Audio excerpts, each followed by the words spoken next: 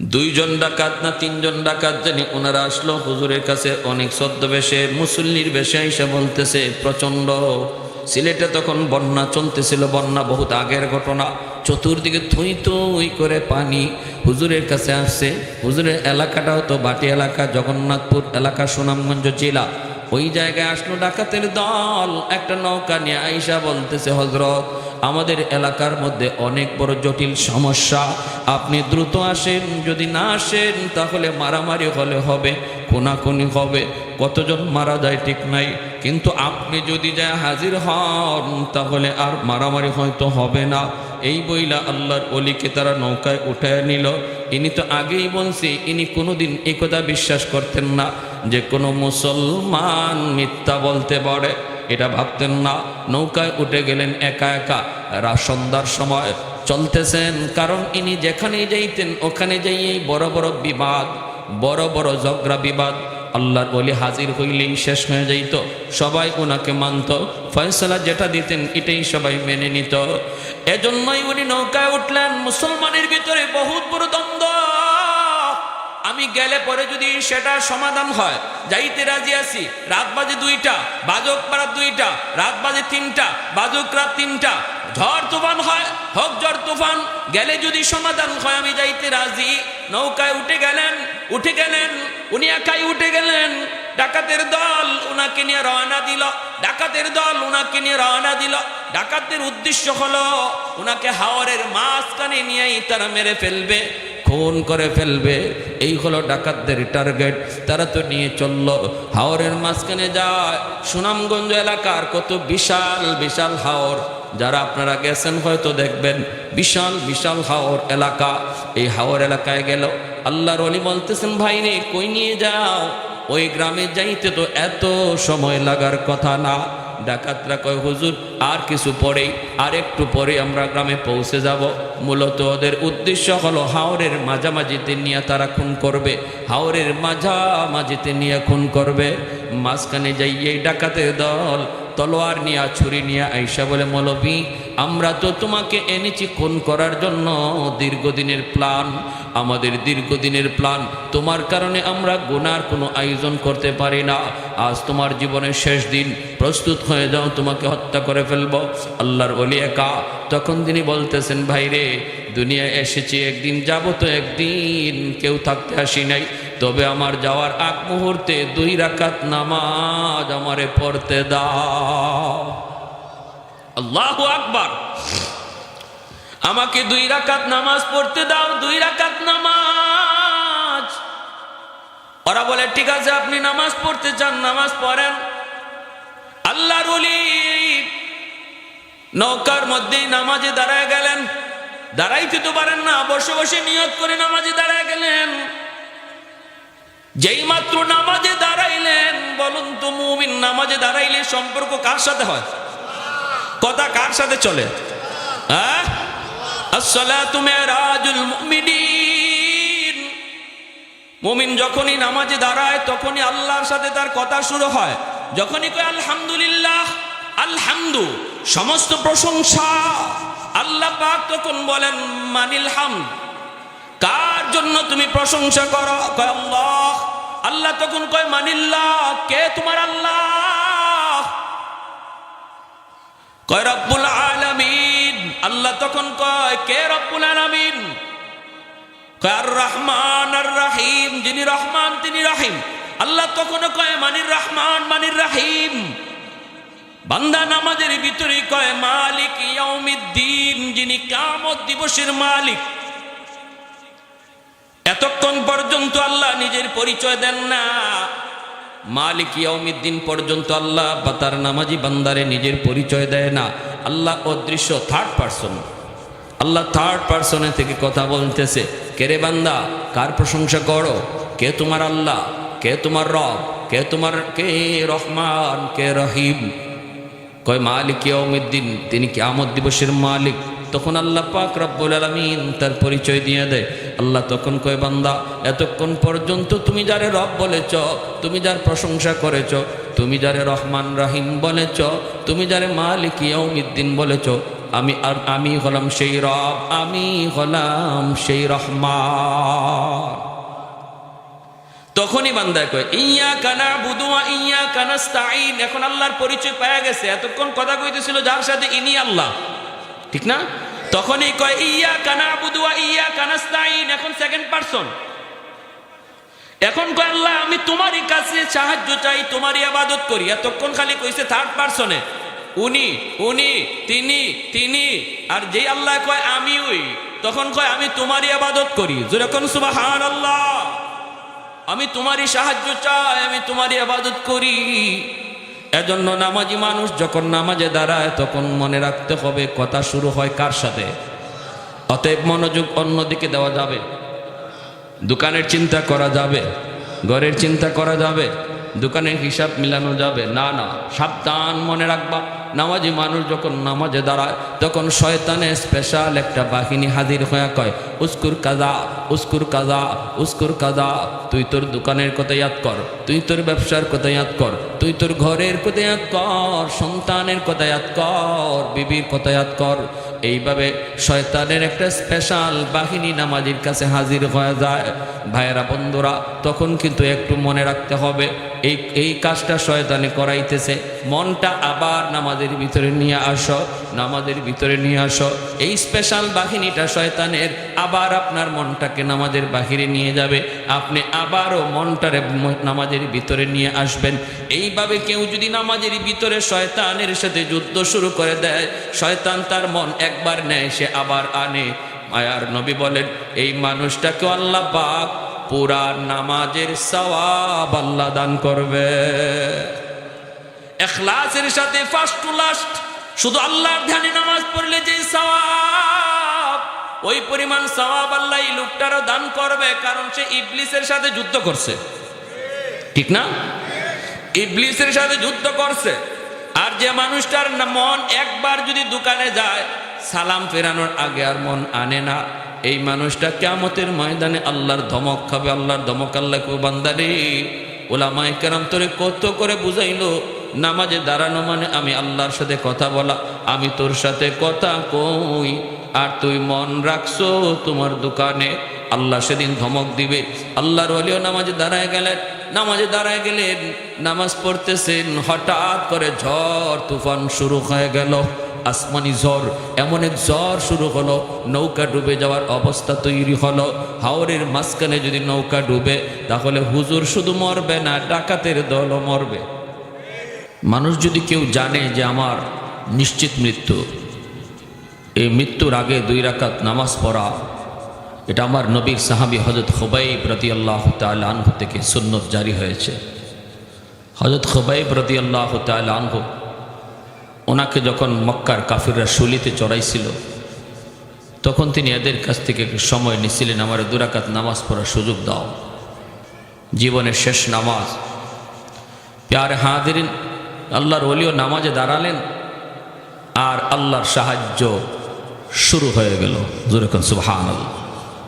নামাজি নামাজের মাধ্যমে কার সাহায্য পায়? সাহায্য পায় কার? আর একটু জোরে বলেন কার?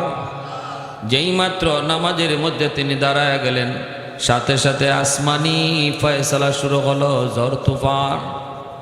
হাওরের মাঝখানে এত বড় ঝড়, এত বড় তুফান, এত বড় ঢেউ। ডাকাতের দলে কয়ে আনছিলাম তো মৌলবীর মারতে, এখন তো দেখা যায় আমরাও মরা লাগবে। নৌকা যদি ডুবে এই হাওর থেকে সাঁতরাইয়া বাঁচবার কোনো উপায়? আরে আমরা তো আর মরতে আসি নাই, মারতে আনছি, তাহলে আগে আমাদের বাঁচা দরকার। মৌলবীরে মারব পরে, আগে নৌকার সামাল দাও, নৌকা সামাল দাও। এই বইলা তারা নৌকা সামাল দেওয়া শুরু করলো।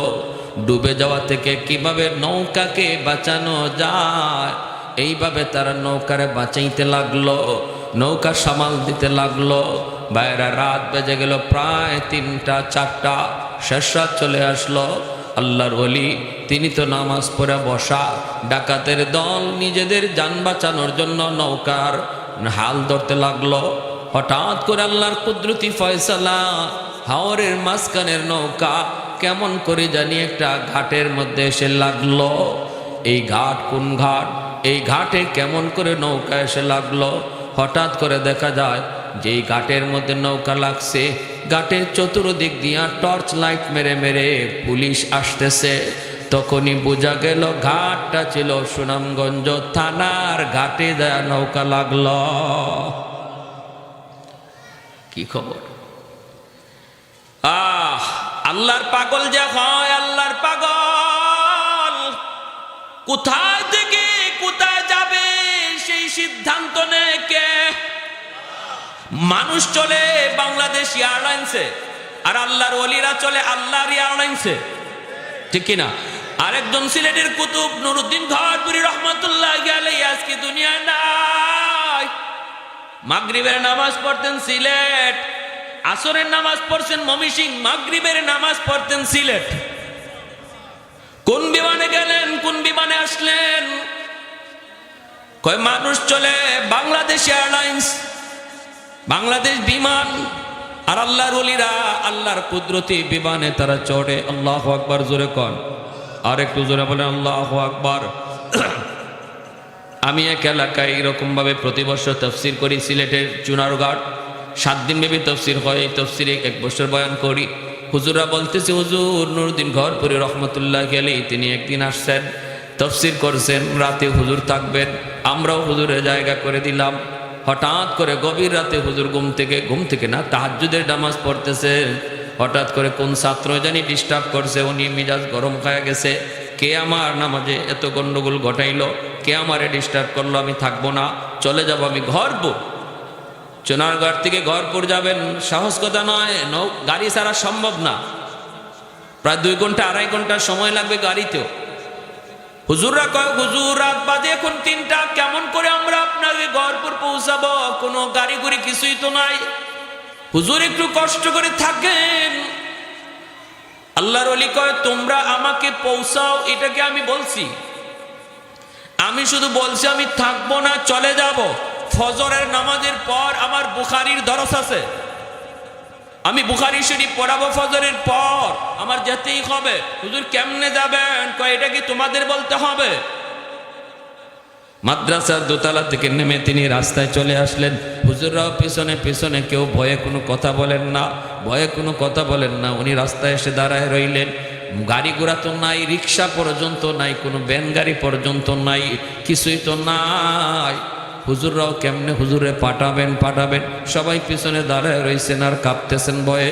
এখন কি করি? আবার যদি বলি হুজুর একটু রেস্টে আসেন, তাহলে মারতেও পারে, হুজুরে হাতে লাঠি দিয়ে বাড়িও দিতে পারে। কয় তাহলে এখন কি করি? হঠাৎ করে দেখা যায় ওই দিক থেকে একটা সাদা রঙের প্রাইভেট কার শা ডাকায়া হুজুরের সামনে হাজির হইয়াই হুজুরকে সালাম দেয়। পাগড়ি পরা ড্রাইভার, সাদা পোশাক, সাদা পাগড়ি, গাড়িটাও সাদা, শা ডাকায় আসলো। এই সেই গাড়িটা থামায়, আসসালামু আলাইকুম ওয়া রাহমাতুল্লাহ, হযরত গাড়িতে উঠেন। কোনো কথা নাই, কোনো বার্তা নাই, কোনো আওয়াজ নাই। কই যাইবেন, কি করবেন কিছুই না, বোঝা যায় আগে থেকে কন্টাক্ট হয়ে রয়েছে। এইবার হুজুরা বলতেছেন, আমরা অবাক হয়ে দেখতেছিলাম আর বলতেছিলাম, আমরাও তাকায় রয়েছি, দেখি ড্রাইভারে চিনি কিনা।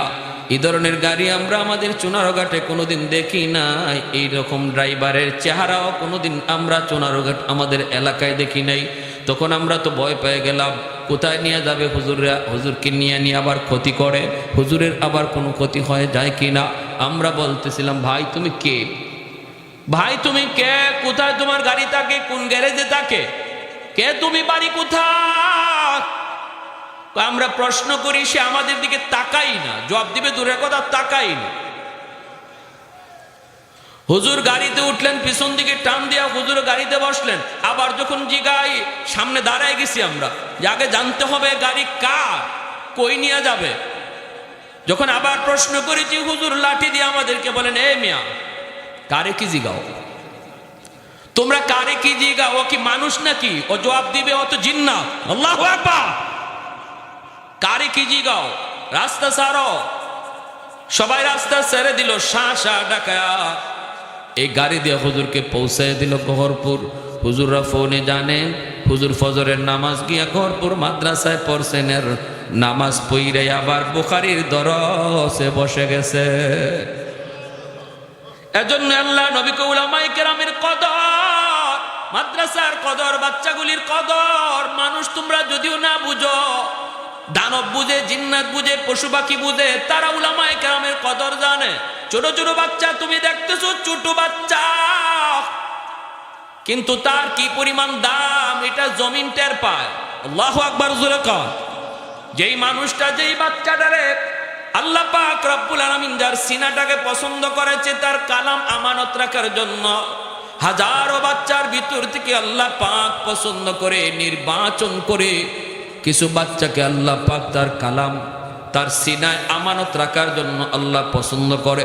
ওদেরকে আল্লাহ মাদ্রাসায় আসার তৌফিক দেয়, ওদের বাপমার কলিজাটার মধ্যে আল্লাহ পাক মাদ্রাসার মহব্বত ঢুকায় দেয়। ওই বাপমাই মাদ্রাসায় তারা বাচ্চাটারে নিয়ে হাজির হয়, কারণ এই বাচ্চাটা আল্লাহর তালিকায় মকবুল হয়ে আছে। তাহলে এই বাচ্চাটারে দাম দিয়ে মহব্বত করবেন, ধমক দিবেন না, মৌলবী সাহেবকে ডাক দিবেন। এই ছোট বাচ্চাটা যে মাদ্রাসায় পড়তেছে তারও মৌলবী সাহেবকে ডাক দিবেন, তারে আদর করে খাওয়াবেন, তারে ভালো মন্দ খাওয়াবেন। মনে রাখবেন একটা মাদ্রাসার তালেবে এলেমকে খাওয়ানো মানে মায়ার নবীর হাদিসের ভাষায় তুমি তারে খাওয়াইতেছ না, বরং এই বাচ্চার উসিলায় আল্লাহ তোমাকে আমাকে খাওয়ায়। যেই ঘরে যে বাচ্চাটা খায়, মায়ার নবীর হাদিসের ভাষায় এই বাচ্চার উসিলায় আল্লাহ ঘরের মানুষকে খাওয়ায়, কারণ সে কোরআনের পাখি, আল্লাহর তালিকায় সে মঞ্জুর। কিছু কিছু বিষয় আছে আল্লাহ নিজে নির্বাচন করে নিজের হাতে। নবী কে হবে সেটা আল্লাহ নির্বাচিত। আমলের মাধ্যমে নবী রাসূল হওয়া যায় না, ওলি হওয়া যায়। নবীর সাহাবী কারা হবে এটা আল্লাহর নিজের নির্বাচন করা। আমলের মাধ্যমে আব্দুল কাদের জিলানী হওয়া যায়, সাহাবী হওয়া যায় না। ঠিক তেমনি দুনিয়ার হাজারো লক্ষ বাচ্চাগুলির ভিতর থেকে কোন বাচ্চাটা আল্লাহর কালাম সিনায় নিবে এটাও আল্লাহর নিজের নির্বাচন করা, আল্লাহর নিজের হাতের নির্বাচন। এজন্য এই বাচ্চাগুলির কদর করবেন, মায়া করবেন, আদর করবেন। সে নিজের ইচ্ছা আসে নাই, আল্লাহ তারে আনাইছেন। সুবহানাল্লাহ। আমার ভাইয়েরা, এজন্য বলতেছিলাম ওই শায়েখে কাতিয়া রহমতুল্লাহ আলাইহি ইনি রং করছেন, এখন হঠাৎ করে পুলিশ টর্চ মাইরা সামনে আসছে, আইসেই দেখে শায়েখে কাতিয়া, ওনারে তো চিনে পুলিশ, সবাই তো হযরত আপনি। ডাকাতের দল সাথে সাথে হুজুরের পা জড়ায় ধরে কয়, হযরত আমাদেরকে মাফ করেন, জীবনের জন্য আমরা অপরাধ ছেড়ে দিলাম, জীবনের জন্য আমরা গুনাহ ছেড়ে দিলাম, আজকে নিজের চোখে যা দেখছি। আল্লাহর ওলি বলেন, তাহলে কথা দাও আমার জীবদ্দশায় কারো কাছে এই কেরামতি বলবা না। কারণ খাঁটি আল্লাহর ওলি যারা, এরা নিজেদের কারামত কারো কাছে বলে না, কেউ যদি দেখে তারে বলতেও নিষেধ করে। আর ভেজাল যেখানে আছে সেখানেই শুধু বড় বড় সাইনবোর্ড, বড় বড় ডিগ্রি, নাম খুঁজে পাওয়া যায় না, ডিগ্রি ঠেলায়। আশিক রসুল, মাহবুবে খুদা, গাউসে হামদানি, কুতুবে রব্বানি, সারাশল্য সুলকানি, নাম কইরে কয় নাম লাগতো না, খালি টাইটেল ফর। ঠিক না? নাম লাগবো না, খালি টাইটেল ফর। 16টা টাইটেল, 32টা টাইটেল এখন ফিস সাহেবের নামের আগে। এটা আমরাও বুঝি, যত জায়গায় বেজাল্লে জিনিস এটার সাইনবোর্ড খুব চকচকা, ঠিক না? খাটে জিনিসের সাইনবোর্ড লাগে না। মধুপুরে পিসা হুজুর রাহিমাহুল্লাহ নামের আগে অত টাইটেল নাই, ঠিক না? সহজ সরল। এখন আল্লাহর ওলি কয়, তাহলে তোমরা কথা দাও কারো কাছে বলবা না। কয় ঠিক আছে হযরত, আমরা কথা দিলাম কারো কাছে বলবো না। আর আরেকটা আরজু হলো আমাদের বাকি জীবনটা আমরা আপনার খাদেম হইয়া কাটাতে চাই। পুলিশেরা কয়, হুজুরেরা কারা? আল্লাহর ওলি কয়, এরা আমার খাদেম। সুবহানাল্লাহ। পুলিশরা কয়, হুজুরেরা কারা? ইনি কয়, আমার খাদেম। আল্লাহর ওলি যতদিন জীবিত ছিলেন ওদেরকে কেউ চিনত না, খাদেম হিসেবেই ছিল। যেদিন দুনিয়া থেকে বিদায় হন, এরপরে তারা তিনজন নিজেদের অতীতের ইতিহাস মানুষকে জানায়। কেমনে তারা এই লাইনে আসলো, কেমন করে হুজুরের খাদেম হলো? হুজুরের ইন্তেকালের পরে তারা এই ঘটনা মানুষকে জানাইছে, এর আগে জানাই নেই। মানুষ শুধু জানতো তিনজন হলো হুজুরের জানবাজ খাদেম। জানবাজ খাদেম হুজুরে জান দেওয়ার আগে ওরা জান দিতে প্রস্তুত। আল্লাহু আকবার। ওয়া নুনাজ্জিলু মিনাল কুরআন মা হুয়া শিফাউন ওয়া রাহমা ওয়া রাহমাতুল লিল মুমিনিন। এজন্য আমার ভাইরা বলতেছিলাম, এই চল গলগলিয়া মার্কাজুল উলুম মাদ্রাসাটা আপনাদের এলাকার জন্য রহমত, আপনাদের এলাকার জন্য রহমত। এই মাদ্রাসাকে যারা মায়া করবেন, মায়ার নজরে দেখবেন, আল্লাহ আপনার জিন্দিগিতে রহমত আল্লাহ নাজিল করবে। আপনার যত নিয়ামত আছে নিয়ামত আল্লাহ বাড়ায় দিবে। মাদ্রাসা যদি না থাকে, রহমতের দরওয়াজা বন্ধ হয়ে যাবে। কারা কারা রহমত জারি রাখতে চাই আল্লাহর? একটু হাত তুলে আল্লাহকে দেখায়। তাহলে মাদ্রাসার প্রতি বিদ্বেষ না মহব্বত? বিদ্বেষ না মহব্বত? এবং নিজের সন্তান, নিজের নাতি নশাকে মাদ্রাসায় দেন, নিজের সন্তানটারে দেন। হাসরের মাঠে আল্লাহ ওই হাফেজে কোরআনের বাপমার মাথায় নিজের হাতে আল্লাহ পাগড়ি পরাইয়া দিবে। আল্লাহ বলবে, দুনিয়াতে তোমার সন্তানের মাথায় পাগড়ি পরাইছে তার উস্তাদ, আর হাসরের মাঠে আমি আল্লাহ তোমাদের মাথায় পাগড়ি পরাবো। কারণ দুনিয়ার সমস্ত বাপমা স্রোতের তালে তালে স্কুল কলেজ ভার্সিটির দিকে চলতেছিল, আর তুমি স্রোতের উল্টা দিকে চলছিল আমি আল্লাহকে খুশি করার নিয়তে। সবাই তোমার মন্দ বলছে, এরপরও তুমি তাদের কথায় কান দাও নাই। আমি আল্লাহরে খুশি করার নিয়তেই সন্তানকে মাদ্রাসার বারান্দায় নিয়ে হাজির হয়েছিলে। ওই দিন আমি আল্লাহ তোমার চেহারা কুদরতি নজরে দেখছি। যেদিন তোমার সন্তানের মাথায় পাগড়ি পরায় উস্তাদ, সমস্ত মানুষ তোমার সন্তানের চেহারার দিকে তাকায়, আমি আল্লাহর কুদরতি নজর তোমরা বাপমার চেহারার দিকে থাকে। বাপমারে এত দাম, বাপমার এত দাম, এত সম্মান দিবে আল্লাহ হাসরের মাঠে। নবীর বাপমার মাথায় পাগড়ি পরানোর কথা আসে নাই, মুকুট পরানোর কথা আসে নাই, কিন্তু আলেম আর হাফেজ উলামায়ে কেরামের বাপমার মাথায় মুকুট পরানোর কথা আল্লাহ নবী বলেছেন। আল্লাহ পরাইবেন, মান কারা আল কোরআন ওয়া আমিলা বিমা ফিহি উলবিসা ওয়ালিদাহু তাজান ইয়াউমাল কিয়ামা দাউহু আহসানু মিন দাউইশ শামস। মায়ার নবী বলে, ওই মুকুটের পাওয়ার সূর্যের পাওয়ারের চেয়েও বেশি হবে। হাসরবাসী দেখবে, কে সে এত বড় পাওয়ারফুল মুকুট নিয়ে হাঁটতেছে, কে চেনো না? ইনি মুফতি সাহেবের আব্বা, ইনি হাফেজ সাহেবের আব্বা, ইনি অমুক আলেমের মা। দুনিয়াতেও মানুষ তারে ডাক দিছে, ও মুফতি সাহেবের আব্বা, ও হাফিজ সাহেবের আম্মা কইয়া। হাসরের মাঠে আল্লাহ তারে ডাক দিবে, ও হাফিজ সাহেবের আব্বা। জোরে কর সুবহানাল্লাহ। নাম ধরে আল্লাহ ডাক দিবে না। একজন হাফেজে কোরআনের বাপমার নাম ধরে আল্লাহ হাসরের মাঠে ডাকবে না। আল্লাহ হাসরের মাঠে ডাক দিবে মুফতি সাহেবের আব্বা কইয়া, মা আলেমের আব্বা কইয়া, একজন হাফেজে কোরআনের মা কইয়া। আল্লাহ নাম না নিয়া এই লকব ধরে আল্লাহ হাসরের মাঠে ডাক দিবে। কারণ নবী বলেছেন, দুনিয়াতে মানুষ তারে যেই নামে ডাকছিল, হাসরের মাঠে আল্লাহ এই নামেই ডাক দিবে। তাহলে সন্তান মাদ্রাসায় দিলে লস না লাভ? লস না লাভ? যদি সুযোগ না থাকে, দাদা যদি হয় নাতিরে ভর্তি করব।